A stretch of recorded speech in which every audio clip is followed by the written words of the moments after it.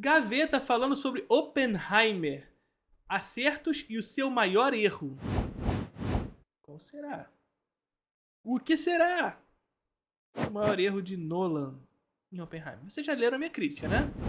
Aliás, você que tá no YouTube, volta umas casinhas aí nos vídeos que vai ter lá uma leitura comentada da minha crítica de Oppenheimer. Caso vocês aí no chat não tenham visto minha crítica ainda, você pode também ir no meu Instagram e conferir minha crítica de Oppenheimer. Ou no meu Instagram, ou a crítica comentada que vai sair amanhã no YouTube, mas pra quem tá vendo esse vídeo do Gaveta, já saiu. Já saiu. Olá pessoas, tudo bem com vocês? Vamos falar de Oppenheimer, novo filme do Christopher Nolan. O maior erro do Nolan é trabalhar com cinema. Muito bom. Normalmente nessa parte inicial aqui do vídeo, antes da vinheta, eu faço vários suspenses assim, e depois eu começo a entrar no assunto. Hoje eu vou falar direto. Primeiro, não vou falar spoiler. Ah, Gaveta, mas agora eu tô esperando o teu vídeo com spoiler. Ia ser igual. A crítica desse filme aqui acho que não faz diferença eu contar reviravoltas ou não. O principal todo mundo já sabe. Até porque não tem, né? Não tem reviravolta, não tem spoiler pra esse filme, sabe? Aliás, a gente já tem um vídeo sobre spoiler lá no nosso canal do YouTube também, que a gente reagiu ao quadro branco. Mas assim, não tem spoiler sobre Oppenheimer. É basicamente a história... Primeira metade do filme, do rapaz que quer montar a bomba. E a segunda metade do rapaz que tá triste porque montou a bomba. Então precisamos montar a bomba para salvar o mundo.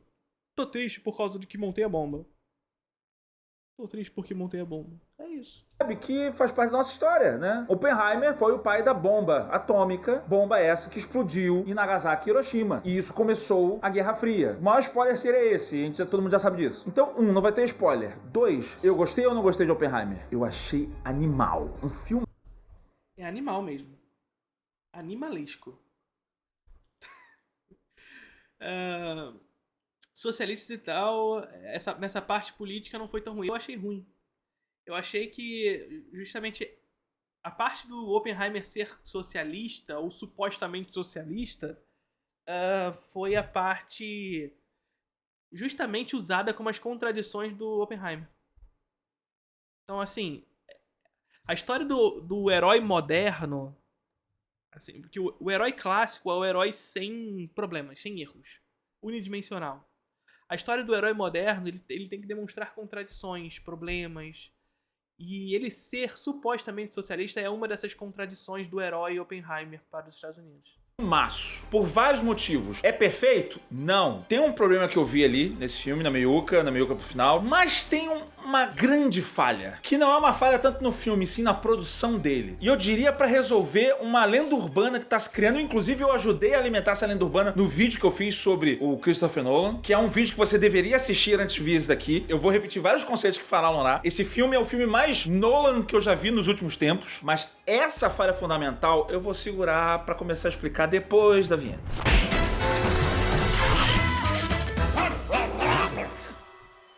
Minha bomba feita para explodir explode? Pois é.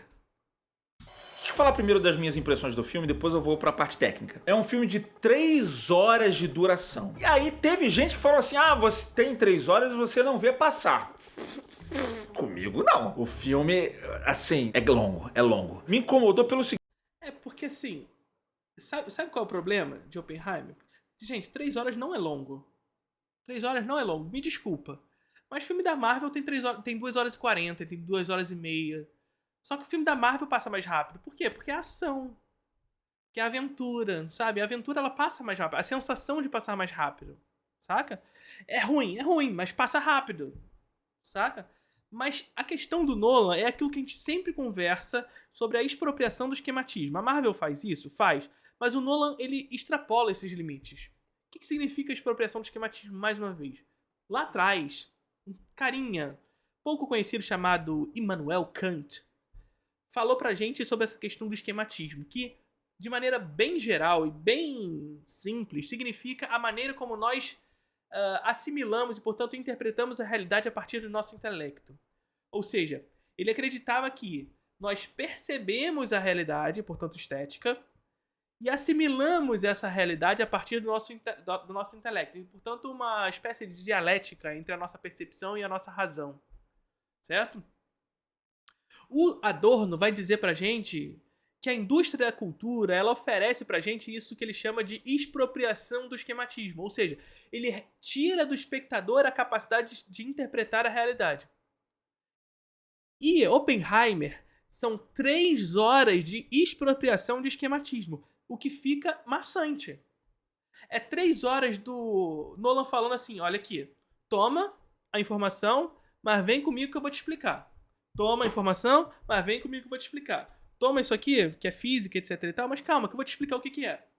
E aí tu fica 3 horas nessa relação maçante de receber uma informação e ter que ser explicado sobre aquilo. Sabe? Então é pesado, são 3 horas disso. É pesado. Mas isso não é o que torna, não é só isso que torna o filme ruim pra mim. Até porque isso o Nolan faz em todos os filmes dele. Todos os filmes dele. O problema de Oppenheimer é outro. O inimigo agora é outro. O inimigo agora é outro. O problema de Oppenheimer é a hipertrofia do individualismo. Esse é o problema. Mas a gente vai falar sobre isso já já. Seguinte, pela estrutura dele, você que vai assistir, você vai notar, são 2 filmes em um. Parece que ele fez 2 filmes e colou os 2 filmes no meio e você tá vendo 2 filmes. Você tem o primeiro filme, a história do Oppenheimer liderando o Projeto Manhattan e fazendo a bomba até usarem a bomba e acabar a guerra e tal, tem todo esse pesar. E você tem um segundo filme que é o julgamento. E é todo um julgamento, e é gigante essa parte. E eu vou falar, parece 2 filmes que quando acaba, tem essa resolução das bombas, fim da guerra e tal, o filme ele se desenha de um jeito. Parece que você tá no final do filme, assim, sabe? As coisas vão ficando mais leves, assim, tudo isso aqui, tá. Mas aí você entra nessa segunda parte, você não nota. Eu acho que esse é o ponto. Essa parte do meio, ela dá uma quebrada por 2 razões, assim. O filme até então, você tá vendo bomba, você tá reunindo cientistas e tem não sei o que lá, tem toda uma tensão. Quando lança, depois entra um bate-papo, um lenga-lenga de papinho de juridiquês, de advogatês, de cientifiquês, de politiquês, sabe? Assim, o filme ele muda esse ritmo e depois ele engrena. Eu comparo assim, se você tá correndo e alguém entra na... tem uma mudança de ritmo. Mas assim, na verdade, essa mudança de ritmo ela é mais pontual, digamos assim. Porque a gente tem a primeira parte do filme que é lenga-lenga também. É expropriação de esquematismo o tempo inteiro. Toma aqui a informação e toma aqui que eu vou te explicar também. Sabe? O tempo inteiro, a primeira parte do filme. Até que chega o momento do lançamento da bomba lá do Projeto Trinity, né? E nesse momento do Projeto Trinity, a construção da cena é muito boa. É talvez o primeiro momento do filme que o Nolan trabalha com uma relação de expectativas. E isso é muito... É tecnicamente muito bem feita. E não só tecnicamente bem feita, como os resultados emocionais para a cena são importantes e conseguem ser realizados. Ele cria uma relação de suspense e de expectativas muito bem executada no momento ali da bomba. Será que ela vai dar certo? Será que vai conseguir e tudo mais? Então é muito bem feito aquele momento. Então depois daquela cena ali, de uma construção de expectativas que de certa forma acaba sendo deslocada do que aconteceu antes, do que vai acontecer depois, a gente cria uma certa expectativa também de que dali por diante o filme vai engrenar nesse mesmo ritmo. Mas não. Aquele momento ali do filme, do Projeto Trinity sendo realizado, é uma ruptura no filme pro que vem depois.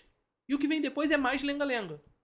É mais o que já tinha sido feito antes. Saca? Volta pra expropriação de esquematismo. Ele não muda o ritmo. E por isso que eu não acho que é exatamente uma ruptura do antes pro depois.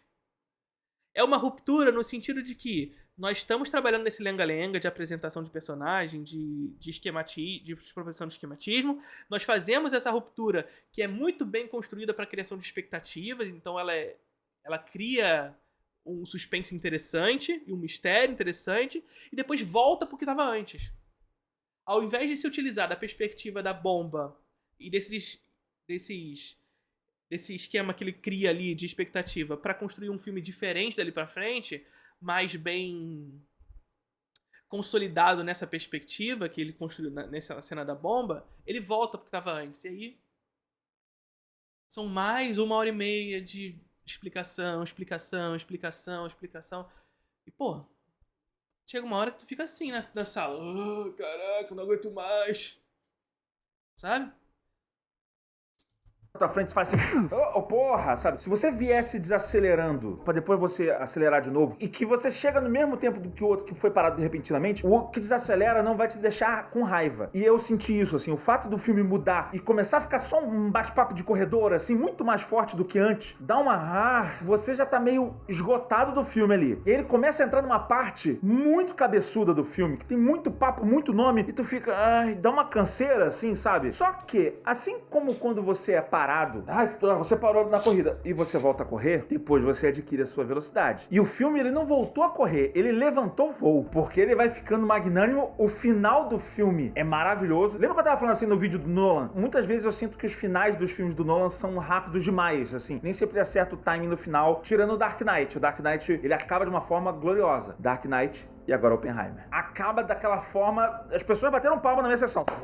Ele acaba de um jeito muito, muito maravilhoso. Mas eu diria mais. O final, ele dá um envelopamento, vamos dizer assim, moral, assim. Ele adereça um pouco mais essa parte, assim, que pra mim deu mais sentido dele realizar esse filme. Se o filme tivesse acabado antes, logo depois do fim da guerra lá, assim, ia ficar meio assim, o cara fez um filme sobre o cara que criou a bomba e explodiu, matou zilhões de pessoas e, enfim, sabe? Eu senti que essa parte final, ela deu um peso moral mais necessário que precisava pra realizar esse filme. Mal comparado. Não. Eu não acho, né? Particularmente. E aqui vai a história da hipertrofia do individualismo. Que assim, todos os filmes do Nolan partem da perspectiva individual? Todos. Todos. Hollywood trabalha dessa forma. Então não é também uma questão do Nolan. Saca? Só que aqui, no Oppenheimer, o Nolan escolhe trazer uma história muito pessoal. O Nolan escolhe trazer uma história muito pessoal. E aqui que tá a questão.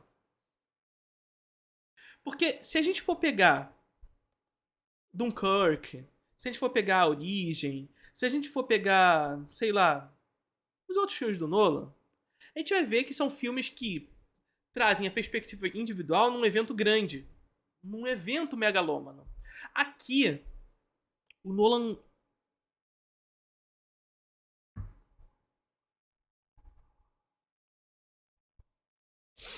Aqui, o Nolan escolhe trazer um evento que é grande para pequeno, para uma escala menor. Sabe? Então, a história da bomba é enorme. Porque, enfim, 200 mil mortos, né? Mas ele resolve trazer a história da bomba pro individual, pro pessoal do Oppenheimer. Mas, quando ele faz essa história se tornar pessoal, ele não individualiza também a percepção dessa história. Então ele continua contando histórias sobre um caráter megalômano. Assim como ele fez em Dunkirk, assim como ele fez em Origem e tudo mais. Continua sendo megalomaníaco. Mas agora, megalomania para contar a história de um indivíduo. Ou seja, ele hipertrofia o individualismo que ele já contava em seus filmes. Ele hipertrofia o individualismo que ele criava em seus filmes. E qual é a consequência disso? A consequência é transformar, primeiro, Oppenheimer num mártir, um herói, só que num herói moderno. O herói que tem suas contradições. Então é aquilo que a gente disse.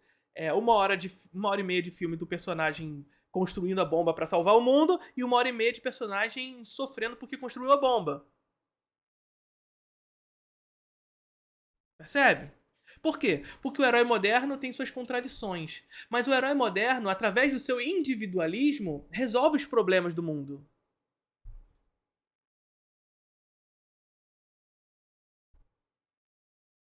Porque tudo tudo é um problema individual. Ele é o Prometeu americano, né? Ele começa o filme assim, gente. Ele é o Prometeu americano. Ele dá às pessoas o fogo. Portanto, a inteligência. E ao dar o fogo às pessoas e, portanto, a inteligência, traz a barbárie também. E Prometeu / Oppenheimer tem suas dores a partir disso. Mas é ele. Só ele. As dores dele são maiores que as dores do mundo. Aqui que tá o problema de Oppenheimer. Então quando o Gaveta fala aqui que no final ele muda a moral, não, ele não muda, ele continua com a mesma moral. A diferença é que, em relação ao herói clássico, o herói moderno tem essas contradições muito evidentes. Ele sofre pelos seus feitos. Mas ainda assim, ele é o herói. Que só poderia resolver os problemas pelo seu individualismo. E todos aqueles que contribuíram para o projeto são tão somente escadas para o seu sucesso. Percebe a questão aqui? Parando aqui assim, comparar com o filme todo mundo viu, que eu sei que é o Avengers Ultimato. Sabe aquela parte inicial toda que é enfadonha? A gente fala, pô, essa parte inicial do Avengers é enfadonha, tal, não sei o que, eles estão ali até depois o filme engatar. Aquela parte enfadonha, ela foi fundamental pra quando chegar lá no final, você ficar com medo de voltar pra aquilo, sabe? É a mesma coisa no Oppenheimer, assim. O filme travou, tal, mas depois que concluiu, eu entendi por que ele fez isso. Ah, cara, ele fez isso pra alimentar todos os pontos certos que precisavam ser alimentados, sabe? O fascínio Explicar tudo. do cara pela física, do que pode ou não pode ser feito, essa visão incerta do uso da bomba, ele não saber ou ele se acomodar numa ideia, na ideia da corrida armamentista, né? Tipo assim, alguns chamam de equilíbrio do terror. Sim, é isso, mas ainda assim é essa perspectiva, é a construção do herói moderno, a construção do herói com contradições. Mas o herói... Aqui que tá a questão, olha só. É o herói que foi destinado a resolver esse problema, mas o seu destino... O seu ser ele o prometido a resolver o problema traz a ele dores. Repara essa questão? Vocês perceberam essa questão? Essa é a construção do herói. O herói foi destinado a resolver o problema. O herói foi prometido a resolver esse problema. Mas essa promessa, ser ele o prometido, ser ele o destinado, faz com que ele sofra individualmente. Mas como ele transformou as dores do personagem de maneira megalômana, trouxe tudo para caráter individual, ele transformou as dores dele maiores que as dores do mundo. Gente, as bombas destruíram 2 cidades e matou mais de 200 mil pessoas. Você ter a bomba, ou você ter uma arma poderosa, se equilibra a outra que também tem. Então a paz é mantida através do terror, e não necessariamente da cooperação mútua. Enfim, seja o que for, eu senti que essa parte final deu um sentido maior pro filme, pra mim. Então assim, eu fiquei empolgadaço. O final realmente você fica pra cima. É um filme que é uma experiência cinematográfica completa, sabe? É um espetáculo audiovisual. E é um filme muito Nolan. Muito Nolan. Por quê? Se você viu o vídeo que eu fiz dele, tem vários dos elementos ali. Né? O fato dele estar lidando com um fantástico da ciência, dessa vez ele está falando sobre o lance da bomba atômica, física quântica, blá, blá, blá. Mas outra coisa que tem do Nolan são as timelines distintas. Você acha que o Nolan romantizou essa história? Romantizou, mas isso é uma clássica de Hollywood, né? Assim, espetacularizou e romantizou a história.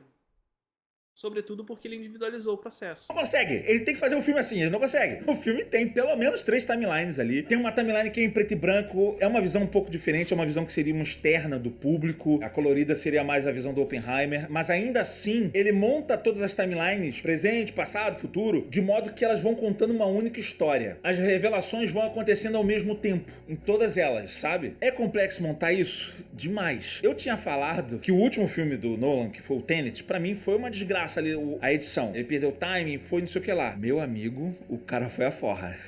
Porque a edição do Oppenheimer, puta animal a edição desse filme. E você... Não, eu acho que a edição foi boa, assim. A edição foi muito boa, mas é aquilo, é tecnicamente bem feito. Mas o que é técnica? Técnica é meio para a realização de um trabalho. E o resultado desse trabalho é esse individualismo hipertrofiado. Você pode pensar que a edição ela é bem feita porque tem vários flashes doidos que vão passando pela cabeça dele, não sei o que lá, e ela vai construindo isso daí. Cara, eu diria que ela é foda pela construção de tensão, mas na construção dos momentos, sabe? Assim, você tem grandes momentos e ele vai construindo e vai aumentando, depois ele para. Várias brincadeiras de edição que ele vai fazendo ao longo. E essa mistura de timelines, cara, é uma edição complexa, bem feita. Só não vou dizer perfeita, porque eu senti que esse filme... Aí eu posso botar uma culpa no Nolan. Parece que ele quis colocar realmente todas as cenas que ele gravou no filme. Às vezes a edição ela pode ficar refém do que o diretor quer. No caso, ele é o diretor e roteirista. E eu senti que a edição ela ficou refém, especialmente na segunda metade, que é o outro grande problema que eu vi ali no meio. Fora você quebrar o ritmo, que é o politiquês falado o tempo inteiro. Ai, cara, assim, eu sei que o Nolan é cabeçudo. A gente sabe que o Nolan é cabeçudo, às vezes ele pensa no negócio. Só que parece que ele fica querendo explicar os pormenores dos filmes dele na tela. Temos que falar todos os detalhes, sabe? Expropriação de esquematismo. Como se estivesse lendo um verbete da Wikipedia do assunto, sabe? Quando, na verdade, ninguém se importa com isso, sabe? Assim, a gente tá importado com outras questões do filme. Tem tanta informação, é tanto nome. E o Boy, o Teller, e o não sei o que lá, e o Strauss. Mas, gente, assim, sabe? Mais uma vez voltando, isso não é... A edição atender os interesses do diretor não é um problema, porque é pra ser assim mesmo. Tá? É pra ser assim. A edição é um processo técnico da realização cinematográfica, e como um processo técnico, ela atende ao interesse daquele que é o autor do filme. Então, sim, a edição tá ali para atender aos interesses do que o Nolan quer pro filme. Ponto. Ponto. Agora, a questão aqui que a gente precisa ter em mente é que a edição Quando eu digo pra vocês que o filme ele tem uma boa edição, e de fato tem, isso não significa que ela tem uma boa montagem. Por quê? Porque a montagem é o processo intelectualizante desse processo. Porque, assim, ela é uma excelente edição. É muito bem editado. Ele consegue construir a história desses 3 timelines aí muito bem.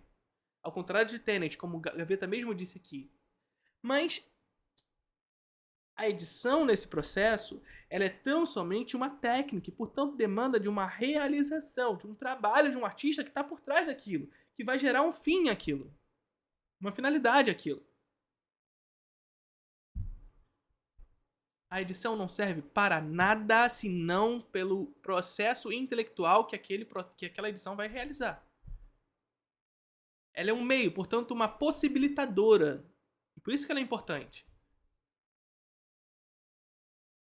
Por isso que ela é importante. E o resultado dessa montagem acaba sendo esse. Acaba sendo essa hipertrofia. Acaba sendo essa expropriação de esquematismo. Acaba sendo tudo isso que a gente conversou até agora. Os Braus, você se perde. Em vários momentos ele começa a falar uns negócios, aí vem você manctolando de um lado pro outro, sambando na casa de defunto aberta, eu faço o quê? Eu olho pra você e falo, é poste na agulha, porra! E você fica, eita, pô, já não tô entendendo. De quem é esse cara? Aí você fala assim, deixa ele falar, lá na frente eu vou entender. Açaí, Guardião, Zoom de Besouro, Imã. Puta que pariu, mas é isso que eu tô falando desde o início. Eu me sentia do mesmo jeito quando eu via House of Cards. House of Cards é a mesma coisa, uma série maravilhosa, uma série política, justamente porque tá falando da mesma coisa, politiquês. Era a mesma coisa, eles estavam lá, de repente começava a entrar num assunto muito doido, e fala e vai do outro, e tu fica meio, de que exatamente eles estão falando? Só que no caso do Oppenheimer, muitas partes dessas, deles discutindo, parecia uma neura do diretor de explicar muito um subplot, um subtema dele, que a gente tá cagando. No contexto desse filme, eu tava preocupado com motivações do Oppenheimer, tava preocupado com o fato dele ser incriminado por alguma coisa, o que estava implicando, o que as pessoas estavam sentindo, do que necessariamente o termo técnico que levou aquilo a foda-se. Então eu senti que essa parte que o filme muda, dá uma brochada, porque você já tá cansado do filme todo, vem aquela chuva de nome Strauss, Braus, isso vem ao longo do filme, mas tem uma parte que fica muito pesado isso, e cansa. E eu tô falando disso daqui agora porque eu acho que eu não colocaria tanto culpa disso na edição, porque eu acho que a edição foi refém do que o diretor / roteirista queria. Ele falou, sempre, Gaveta, sempre é assim. Eu quero essas 72 páginas de diálogo acontecendo agora. É claro que, assim, há diretores e diretores, né? Então, assim, eu não sei qual é o caso do Nolan nesse sentido. Nunca trabalhei com ele, nunca vi ninguém falando sobre isso, sobre ele. Mas há os diretores que aceitam melhor as opiniões dos outros artistas, e há os diretores que colocou a ideia na cabeça e é aquilo que eu quero, eu vou até o final, sabe? Então, enfim, dentro da produção cinematográfica nós temos uma série de artistas, há uma produção coletiva, né? A qual o diretor, de certa forma, ele está à frente nesse processo. Então, o diretor ele pensou a realização do seu filme, mas de repente o próprio montador ele vai chegar assim, ó, isso aqui talvez seja melhor fazer dessa forma aqui, que tal? E o diretor pode falar, não, mas eu pensei dessa forma aqui, então eu quero manter. Ou ele fala, pô, assim é maneiro mesmo. Assim é maneiro mesmo, vamos fazer isso. Vamos tirar essa parte aqui, vamos tirar aquela outra, que de repente fica melhor. Então, assim, há diretores que aceitam melhor a opinião e há diretores que aceitam menos. Mas no final das contas, na verdade, o resultado final é de acordo com o que o diretor desejou para aquilo. Ou, para que a gente não seja muito idealista nesse processo, aquilo que o produtor chegou no final e falou, tá bom, diretor, eu sei que você quer isso, mas isso não dá dinheiro, então tira. Sabe? Você fala, porra, maluco, mas tem muita coisa aqui que não importa. Eu quero essas 72 páginas de diálogo agora. E vai. É take de corredor, pessoas falando no corredor e vai e senta e tá depondo. Veja bem, eu não tô aqui advogando contra o politiquês num filme. Tanto que tem filmes que são puramente diálogo, puramente conversas. Eu só lembro agora daquele Sob Suspeita com o Gene Hackman e Morgan Freeman, que é basicamente um filme de conversa, assim. E não tem problema, sabe assim? O lance é a mudança do ritmo. Alguém entrou no meio da tua corrida e você mudou esse ritmo. E se esse juridiquês, se esse politiquês faz a história andar ou não. E eu senti que muitas vezes não fazia. Parecia que ele estava preocupado mais em explicar tudo o que estava acontecendo ali do que necessariamente fazer a história andar. Essa, pra mim, é a parte negativa do filme, tá? E ainda assim, teve todo um payoff no final que eu acho que valeu. Aqui a gente viu, né, que... Peraí. Porque se você mais em explicar tudo o que estava acontecendo ali do que necessariamente... Esse aqui é o Drake ou o Josh? Drake and Josh, ou Drake ou Josh, está em Oppenheimer. Fazer a história andar. Essa, pra mim, é a parte negativa do filme, tá? E ainda assim, teve todo um payoff no final que eu acho que valeu. Porque se você for começar a ir pra parte técnica, se for pra atuações, cara, o Cillian Murphy tá arrasador. O Cillian Murphy, ele tá o exemplo perfeito de um vídeo que eu falei sobre atuações sutis. Nesse filme tem atuações do Robert Downey Jr. Tá muito bem, por quê? Porque ele assumiu o papel, ele conseguiu assumir o papel, de certa forma, desse personagem que é o mártir. Ele conseguiu interpretar esse papel onde as dores dele são maiores que as dores do mundo. Ele fez o papel dele. Ele fez o papel dele. E fez o papel dele muito bem. Conseguiu individualizar os problemas do filme nele. Por isso que ele tá brilhante no filme. Por isso que ele tá brilhante no filme. Júnior, e ele dá show de atuação também, mas é aquele lance, de repente vai ter gente que vai notar mais o Robert Downey Jr. porque é mais exagerado, em alguns momentos ele faz uma atuação mais exagerada, nem exagerada, é atuações mais intensas, vamos dizer assim, e o Cillian Murphy não, é aquela atuação silenciosa. We imagine a future and our imaginings horrify us. Você vai vendo os olhos do cara inquieto, e assim, eu já vi esse cara em vários outros filmes, já vi esse cara em Peaky Blinders, tal, não sei o que, ele é sempre excelente ator. Nesse filme ele tá muito mais contido, às vezes ele tá quieto e olhando pra um lugar, você já tá vendo mil coisas, você já desenha mil coisas no que esse cara tá pensando. E não é só uma pessoa ficar parada e você ficar pensando, é o jeito como ele para, as expressões, pra onde ele olha, o que ele olha. O cara tá matutando ali, tu fala, eita. Dá a clara impressão de que é um cara muito inteligente que tá jogando um jogo de xadrez dentro da cabeça dele. Que traduz muito bem o Oppenheimer da vida real. Que diziam também que era um cara muito genial, era um cara muito esperto, muito consciente das coisas, tanto que ele era o diretor do Projeto Manhattan e tal. E eu acho que essa foi a forma que eles escolheram evidenciar isso e pra mim funcionou, porque essa é a visão que me passou. Esse cara é muito mais inteligente, olha isso. Ele tá quieto, mas ele já tem um plano na cabeça, ele tá pensando uma parada muito mais à frente, sabe, assim. A atuação do cara silenciosa passa isso pra gente. Isso pra mim não acho que isso não. Acho que é justamente essa perspectiva. Esse silêncio dele construiu essa figura heróica pelos feitos que ele realizou, mas ao mesmo tempo esse silêncio dele constrói esse personagem que carrega dores e consegue chupar, de certa forma, pra dentro dele, aglutinar pra dentro dele todas essas dores, sabe? Ele meio que centraliza as dores do mundo. É sinal de atuação muito boa. Não dizendo que a atuação é uma, digamos assim, uma atuação gravitacional, sabe? do Robert Downey Jr. por ter sido mais intenso seja é muito boa. Fizeram a maquiagem dele, botaram ele calvo e ele não tá usando manual aí nesse momento, né? Manual, que é o tratamento contra a calvície pra homens. Mas só pra você não pular esse daqui, eu vou ficar jogando informações do filme ao longo desse daqui. Não adianta. É pra você me ajudar, eu te ajudo também. Porque assim, o trabalho de maquiagem em Oppenheimer tá muito bom. Eu não lembro o Robert Downey Jr. Vamos pular o jabá? Agora, não trata...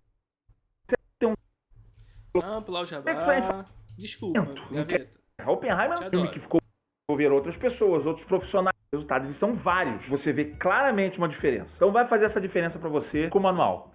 Tem muita muitos atores famosos nesse filme. Impressionante, toda hora.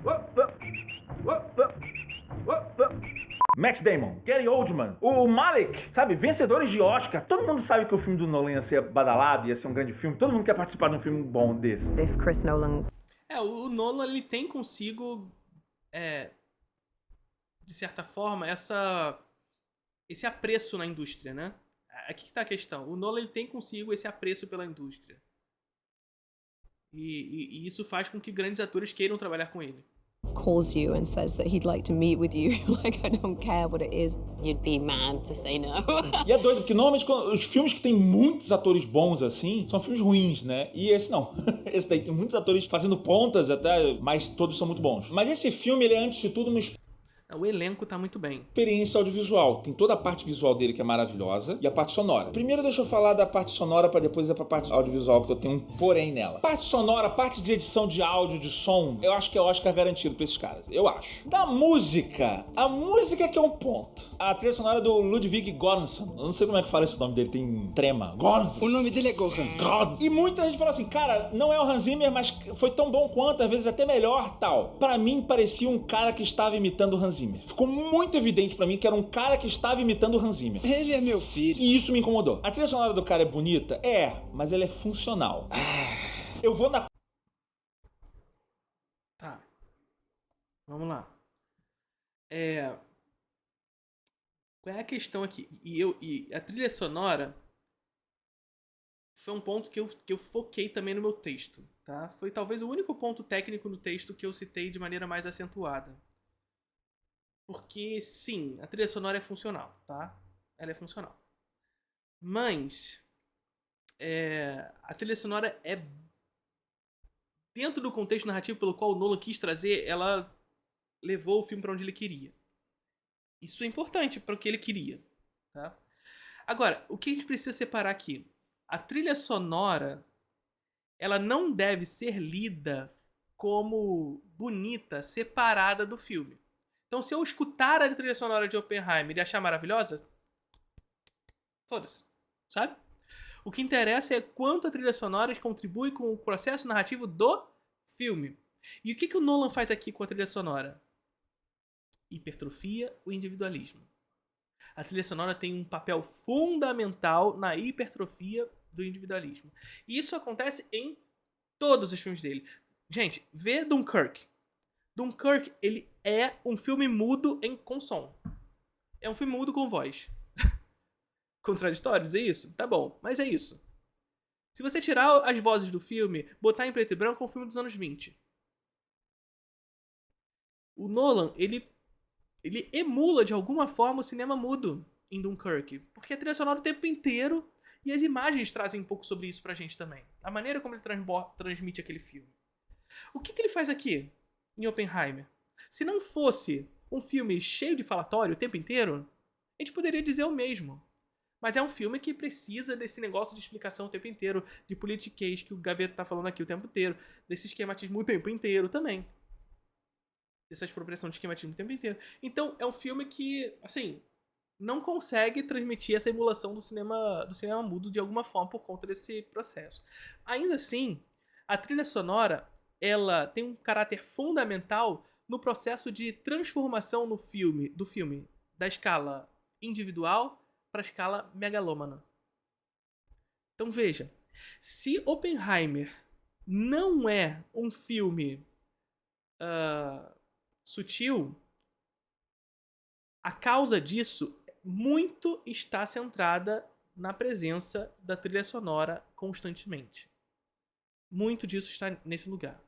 Então, se Oppenheimer é um filme, como eu tentei defender no meu texto, que hipertrofia o individualismo do herói americano, muitos desses problemas estão centrados na trilha sonora. Ah, Felipe, mas você disse que a trilha sonora é funcional e atinge os interesses ali. Sim, ela atinge os interesses do Nolan, só que os interesses do Nolan são trágicos, no meu ver. Esse que é o problema. E a trilha sonora tem um papel fundamental nesse lugar. Na transformação da história de um caráter sutil para um caráter megalômano. E, portanto, de uma hipertrofia desse individualismo do herói americano. Percebe? A contramão de todo mundo. Eu não vi uma pessoa falando mal dessa trilha sonora. E eu digo que ela é funcional porque é o seguinte, ela funciona. A música ela vai emocionar, ela tem momento. É isso, ela funciona.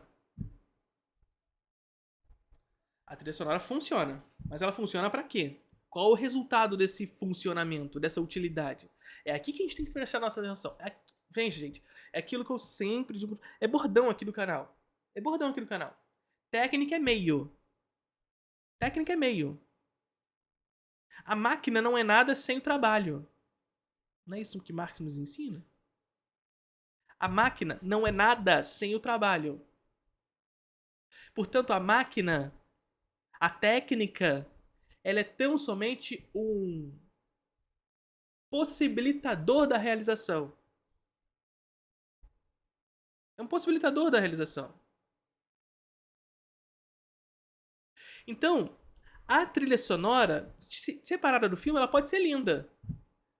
Pode ser linda, maravilhosa, gostoso de escutar. Enfim, pode ser tudo. Mas os interesses empregados por um trabalho nessa técnica resultam em algo. E qual é o resultado dessa trilha sonora pro filme? Constantemente marcada ali no personagem do Cillian Murphy.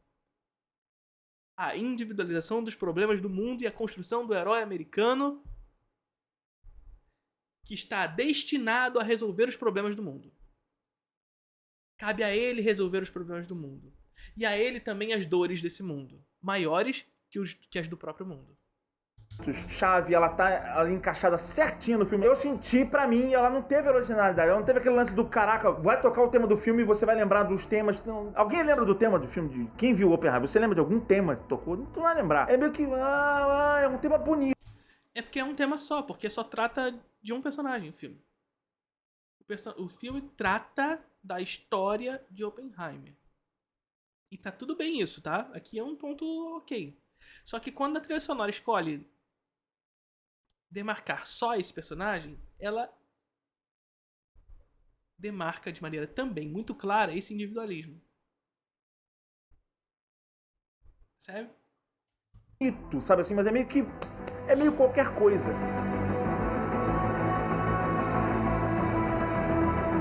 Meio genérica. Talvez seja culpa não da trilha sonora, mas acho que é culpa do Nolan. Às vezes ele bota a música...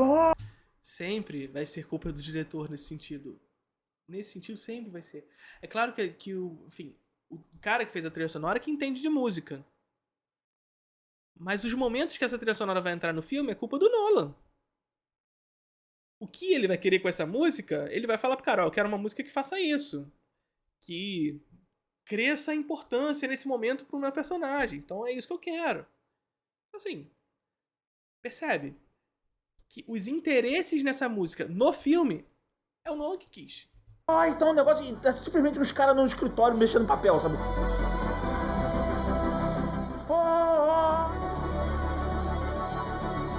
Calma, cara. Talvez seja um ranço meu. É isso, calma, cara. Relaxa. Os caras estão mexendo num papel e tá... Muito bom. Mas é isso. É a trilha sonora marcada pra crescer a importância do personagem. Pra construir o herói. De não ser o Hans Zimmer? Talvez. O Hans Zimmer não. O Hans Zimmer é esse cara que ele faz a trilha pros filmes, mas você lembra dos temas. Os temas vão tocar ali, você lembra dele de novo. Ok, são técnicas diferentes também. Ele trabalha muito com leitmotiv, né? Que são aqueles sistemas que vão se repetindo ao longo dos filmes, tal, que é uma coisa do John Williams também. E o Ludwig é um compositor muito bom. O cara fez a trilha sonora do Pantera Negra, vencedor de Oscar também. Fez o Mandalorian. Me pareceu aqui, pegaram o Ludwig e tentaram... Cara, não temos o Hans Zimmer, mas tenta imitar o Hans Zimmer. E ficou... não sei. Pode ser uma implicância minha. Assim, sabe quando surge uma banda nova? A banda nova é uma cópia de uma banda clássica antiga. E aí a galera que é fã da banda nova... Meu Deus, essa banda! Não é, ela é cópia da banda clássica antiga. E a pessoa, ai, tu tá sendo chato. Se você ouvir a música em si, ela é até legal, mas você entende o ranço? Você já deve ter tido um ranço desse. Chega um artista novo que é igual a um artista clássico que você conhece, você fica com ranço. As pessoas, nossa, ele é genial. Ele não é genial, ele tá copiando o antigo. Será que o filme precisa... O Nolan já falou algo sobre a crítica para terem tanto ódio dele assim? Gente, não tem ódio, ninguém tem ódio do Nolan não, gente. São os filmes dele que a gente não gosta, ué. Tá tudo bem. Tá tudo bem não gostar dos filmes do Nolan, gente. Tá tudo bem. Sabe? Eu não tenho problema com o Nolan, eu tenho problema com os filmes do Nolan. Mas se ele fizer um bom filme, eu vou gostar do filme. E eu torço pra que ele faça um bom filme, porque eu quero assistir filme bom. Eu não vou pro cinema pra assistir filme ruim. Eu não vou pro cinema pra assistir um filme do Nolan pra não gostar. Porra, eu tô pagando pra isso. Eu quero assistir filme bom. Eu quero assistir filme bom.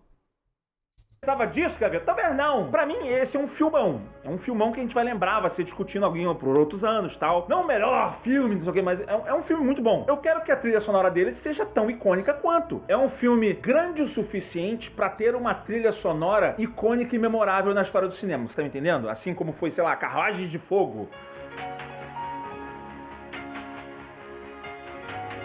James Horner, né? Sei lá, pega... É porque essas trilhas sonoras, elas acabam superando o filme, né? As pessoas lembram muito mais da trilha do que a trilha no filme. E é aquilo que a gente disse aqui durante o nosso encontro.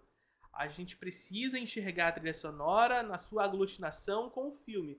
Como essa trilha sonora conta a história junto com o filme. Ou seja, dialeticamente é o filme. Não ela separada. Sabe? Quando essa trilha sonora supera o filme no sentido de que nós lembramos da trilha sonora fora do filme, ótimo, a trilha sonora pode ser linda. Mas e a trilha sonora no filme? E é isso que interessa pro cinema. Pro cinema, o que importa é como essa trilha sonora conta a história junto com o filme. Porque ela é o filme. Pegar Apollo 13.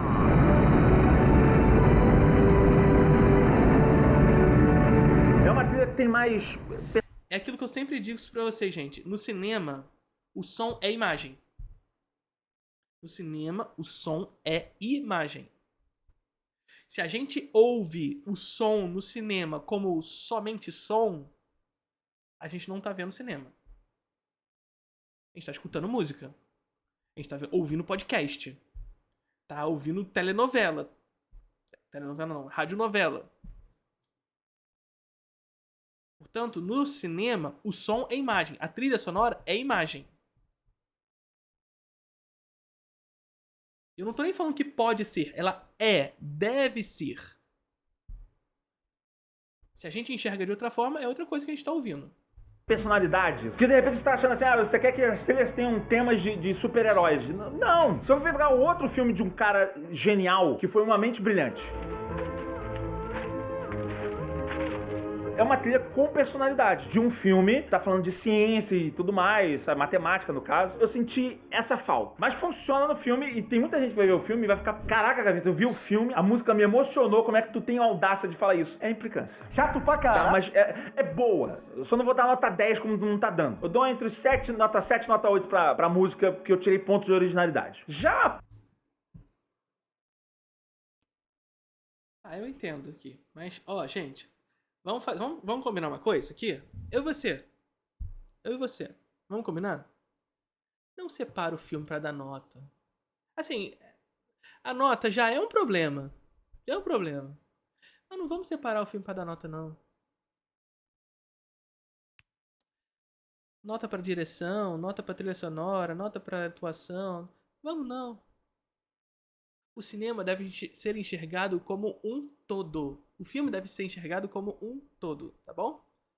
Vamos fazer isso. Vamos combinar? Eu e você aqui, ó. Sou eu e você. Vamos combinar isso aqui?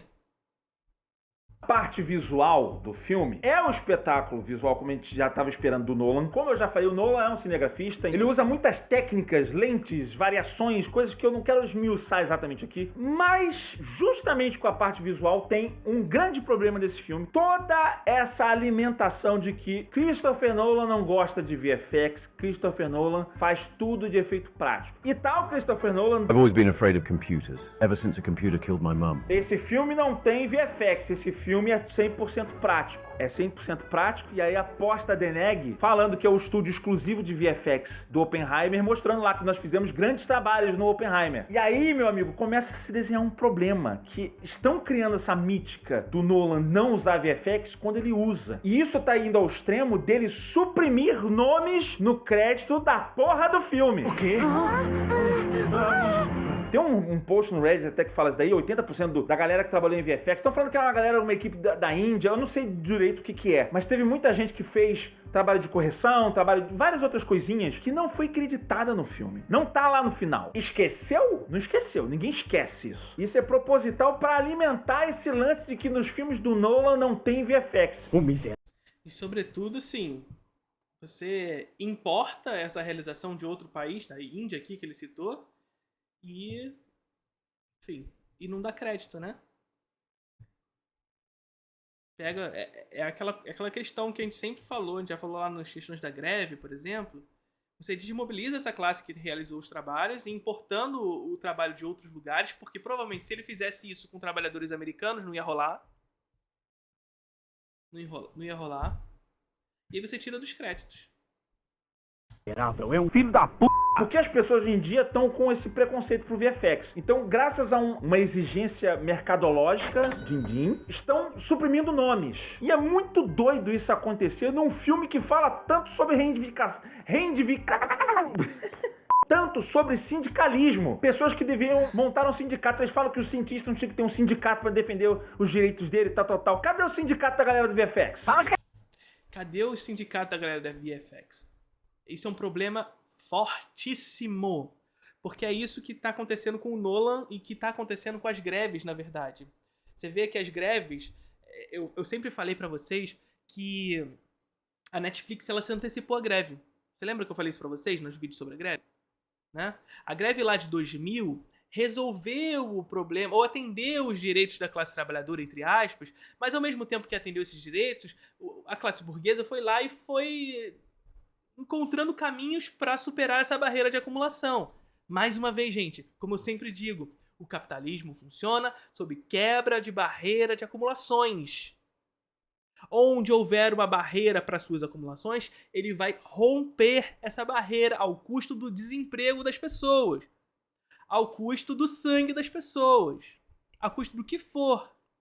A Netflix ela se antecipou à greve como? Internacionalizando sua produção. É porque ela é boazinha que está investindo na produção internacional? Não, lógico que não. Porque as produções são muito parecidas umas com as outras. Então não tem interesse nacional nessas produções que ela vai pro mercado internacional para fazer. Não.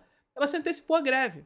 Porque agora os Estados Unidos, os estúdios não estão fazendo filmes internamente, mas a Netflix está fazendo filme na Coreia do Sul. Está fazendo filme na Espanha, está fazendo filme na México, está fazendo filme ali, aqui, ali, lá. Qual é a questão dos VFX? Qual é a questão do VFX? A sindicalização nesse setor é difícil. Está cada vez mais dificultada. E essa é a nova divisão internacional do trabalho. Por quê? Porque é como o Nolan fez aqui. Foi lá, importou o trabalho da galera que faz efeitos especiais da Índia, não fez isso internamente e, portanto, ele tirou dos créditos. E qual é a questão aqui com os efeitos especiais, então? Essa galera tá espalhada no mundo. E como é que você sindicaliza isso? Como é que você organiza essa classe trabalhadora? Esse é o capitalismo quebrando as barreiras de acumulação dos interesses do trabalhador. Esse é o capitalismo fazendo essa quebra de barreiras de acumulação. Sabe? Internacionalizando essa produção. Que aí, então aqui internamente os Estados Unidos vocês não querem fazer? Tá bom, eu vou lá pra fora e faço.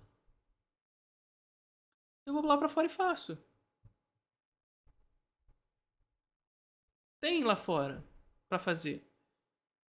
Mais barato em muitos casos. Quebra de barreira de acumulações. Acumulação infinita, gente. Esse é uma característica máxima do capitalismo. E onde houver uma barreira para essa acúmulo infinito, eu vou quebrá-la. Desorganizando o trabalho na nova divisão internacional do trabalho, internacionalizando esse trabalho. E, portanto, dificultando a organização desse trabalhador. Que tem dificuldade de se sindicalizar. Percebe? Então, sim, se vocês forem ver os efeitos especiais nos filmes de Hollywood, vocês vão ver que grandiosíssima parte é feita fora dos Estados Unidos. E o processo de produção de um filme de Hollywood, dos Estados Unidos, não é feito todo internamente, mas também distribuindo essa realização pelo mundo. Por quê? Porque isso se dificulta a organização do trabalho. Dificulta a organização do trabalho e reduz os custos. Essa é a nova divisão internacional do trabalho. E a greve dos atores e dos roteiristas estão demonstrando isso. E estão escancarando a dificuldade da galera dos efeitos especiais de se organizar.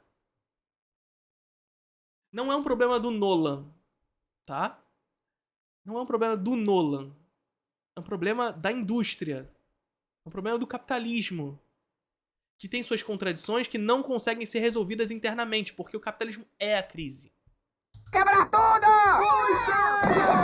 Era pra isso que precisava, porque assim, vai fazer diferença naquele crédito gigantesco que toca no final, lá, ter mais 80 nomes ali, não vai, que vai quebrar. Acreditaria que se tivesse mais acesso a conteúdos de esquerda real lá nos Estados Unidos, ajudaria a classe de lá a se organizar, a se levar em conta as jornadas complicadíssimas e a revolta crescente? Cara, poderia, mas a questão é que no capitalismo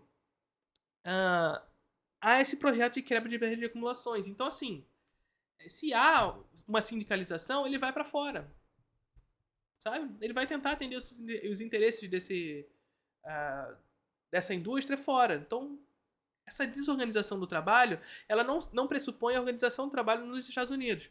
Então tá, é isso que eu tô falando. Por exemplo, os atores e roteiristas estão se organizando lá nos Estados Unidos, sindicalizados e tudo mais, com sindicatos fortes, e estão parando a produção. Mas a Netflix se antecipou e foi fazer fora. A questão é que atores e roteiristas, de certa forma, pelo menos por enquanto, ainda são fortes em Hollywood. As pessoas ainda querem ver o rosto da Margot Robbie na Barbie. E não um ator indiano, não um ator coreano, não um ator brasileiro. Eles ainda querem ver o rosto da Margot Robbie, o rosto do Ryan Gosling, o rosto do, sei lá, do Leonardo DiCaprio. Então, de certa forma, a organização dos trabalhadores nos Estados Unidos ainda tem essa prevalência. Os efeitos especiais não têm rosto, gente. Os efeitos especiais não têm rosto. Repara. Não tem rosto. Então, tá, eles poderiam... por exemplo, a galera dos efeitos especiais nos Estados Unidos poderiam se organizar, beleza, mas tem galera pra trabalhar com efeitos especiais fora. Pressuporia a organização do trabalhador no mundo. Trabalhadores de todo mundo. Univos. Mas percebe que é uma questão muito mais grave. Como a classe trabalhadora ela é desorganizada no capitalismo tardio por conta dessa nova divisão internacional do trabalho. O capitalismo vai para o mundo para produzir. Não há mais uma concentração da produção industrial. Essa produção industrial ela se descentraliza. Então, se, por exemplo, o resultado final é um carro, o pneu é produzido na China, o volante é produzido na Índia, isso aqui é ali, isso aqui é ali, isso aqui é lá. E no final monta nos Estados Unidos. Mas no final das contas, o trabalho foi internacionalizado. E, portanto, a sindicalização, a organização do trabalho, ela se descentraliza também. E é o que está acontecendo com a galera dos efeitos especiais. Está descentralizada. Desorganizada no mundo, porque não tem rosto. É difícil, mais ainda, se organizar nesse sentido. Beleza? A sincronia com a música, não faz diferença nenhuma. Até porque ninguém vê essa merda desse porra desse. Sabe? 2% das pessoas vão ficar vendo nomes e nomes e nomes jogados na tela. Foda, sabe? Assim, foda. No próprio post do Reddit tem um cara falando que ele faz créditos de filmes e é uma tarefa injusta porque ele tem que ficar escolhendo quem vai entrar e quem não vai entrar, de acordo com o nível de senioridade da pessoa ou quanto ela trabalhou no filme. Porque a pessoa fez só um negocinho ali assim, ela não vai entrar no crédito do filme. Mas esse caso da galera do VFX não se enquadra nisso. Nesse caso, essa galera não vai colocada, não é acreditada, para alimentar essa de que não existe filme do Nolan com VFX. Virou uma... Olha a imagem que ele bota agora aqui. Vamos voltar aqui só pra... Enfim, mas é isso. A indústria e o Nolan, de certa forma, nesse sentido, tem culpa nisso, porque o Nolan Ele construiu uma marca. O Nolan é uma marca de Hollywood. Tá, gente? O Nolan é uma pessoa, mas o Nolan é uma marca de Hollywood. É uma marca porque é um autor. Quando eu digo isso, gente, não significa que autor é sinônimo de bom, tá? É preciso que isso seja dito. Mas o Nolan é um autor. E como autor, dentro de uma indústria, ele se consolidou como uma marca que leva pessoas ao cinema. E essa marca Nolan carrega características ou constrói-se ideias sobre ela, como toda marca. Você não precisa criar demanda para esse diretor, você não precisa criar demanda para comer McDonald's, você não precisa criar demanda para comer Bob's, ou seja lá o que for, qualquer marca aí de alimentos. Você não precisa criar demanda? Então, você precisa criar demanda para esse diretor que se construiu como uma marca dentro de Hollywood, dentro da indústria hollywoodiana. E se construiu a ideia, portanto, nessa marca Nolan, de que ele é o cara que não usa efeitos especiais. Ou seja, no Nolan há uma espécie de fetiche da técnica. Uma fetichização da técnica. Cria-se um imaginário no Nolan de que ele faz as coisas de maneira mais clássica, mais analógica, digamos assim. E esse é o imaginário. Olha só, ele tá fazendo as coisas fugindo dessa lógica da indústria atualmente e tudo mais, e leva as pessoas ao cinema. Mas na verdade se constrói um fetiche pelo esforço. E não pelo resultado. Você repara nisso? Que há um fetiche pelo esforço e não pelo resultado? Um fetiche pelos meios e não pelos fins? Se constrói um fetiche pela forma como ele realizou e não pelo resultado daquilo que se realizou. Eu acho maravilhoso que se tenha efeitos práticos. Mas se esses efeitos práticos produzem algo de... Se a gente presta atenção nos efeitos práticos tão somente pelo fetiche desses efeitos, caguei. Gente, existe CGI. O CGI existe. Eu não preciso destruir um avião para que isso esteja no cinema. O CGI chegou para resolver esse problema. Ele pode resolver esse problema. É claro que assim, quando chega o CGI, a indústria começa a usar isso à torta e à direita. Tudo bem. A gente pode questionar isso. Essa superficialização do uso de determinadas técnicas também. Mas o que a gente precisa ter em mente é que o que importa é o trabalho realizado sobre a técnica e a finalidade dele no filme. O resultado dele na narrativa. Se não é fetiche da técnica, gente. Fetiche dos meios. E aí, pouco importa. E aí, esse fetiche dos meios é fetichismo da mercadoria. Transformar esse fetiche em mercadoria. E que mercadoria é essa? Christopher Nolan. Comentar essa de que não existe filme do Nolan com VFX. Virou uma febre, é uma doença Christopher Nolan planta 900 hectares de milho. Olha como ele é foda.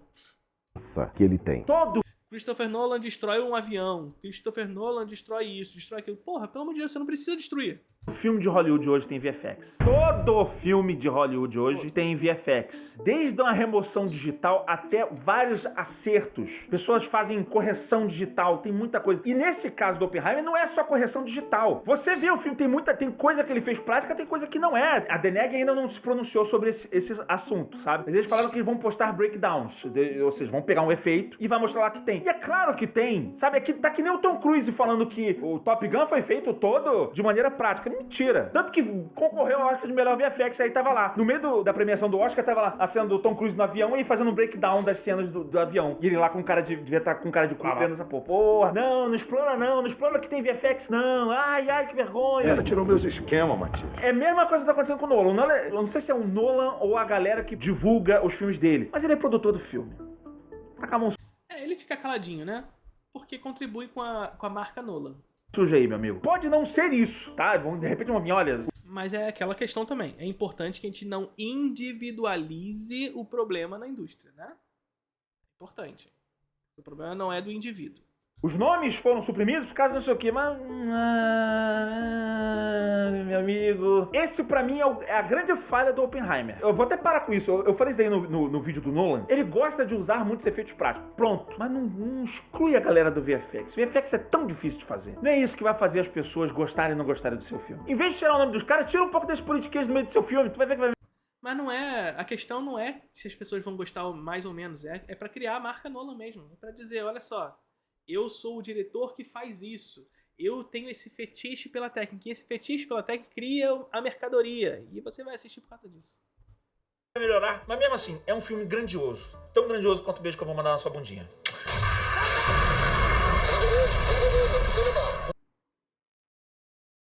Ih, apareceu o Vascão aqui, Salve, vocês torcedor viram? vascaíno. Opa. Bom dia. Opa! É isso, gente. Mercadoria, né? Mercadoria, capitalismo, fetiche da mercadoria. Nolan é uma mercadoria da indústria dos Estados Unidos. E Oppenheimer e a greve dos Estados Unidos tem tudo a ver com isso tudo que a gente comentou aqui. Beleza? É isso? Curtiram o vídeo?